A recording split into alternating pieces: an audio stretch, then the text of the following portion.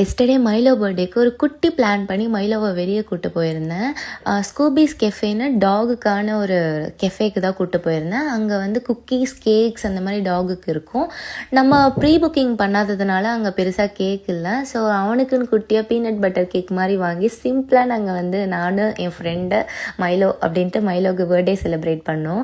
ரொம்ப மனசுக்கு நிறைவாக இருந்தது.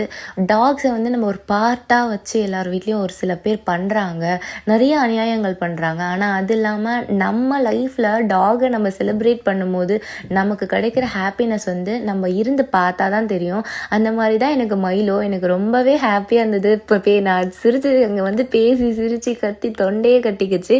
அங்கே ஒரு சடன் சர்ப்ரைஸ் ஒன்று நடந்தது. என்னென்னா மைலோ ஒருத்தவங்க மீட் பண்ணாங்க. அங்கே அவங்களோட டாகுக்கு பர்த்டேன்னு சொல்லி கேக் வாங்கிட்டு போயிருந்தாங்க.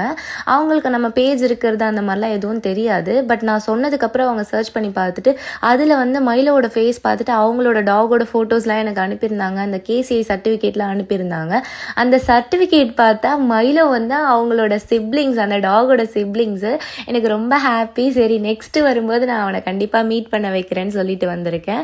ஸோ அவருக்கு வந்து அவரோட அண்ணனோ தம்பியோ யாரோ ஒருத்தரை கண்டுபிடிச்சிட்டேன் மைலோக்கு. ஸோ எனக்கு ரொம்ப ஹாப்பியாக இருக்குது. இந்த மாதிரி நீங்கள் உங்கள் டாக் கூட செலிப்ரேட் பண்ணுங்கள்.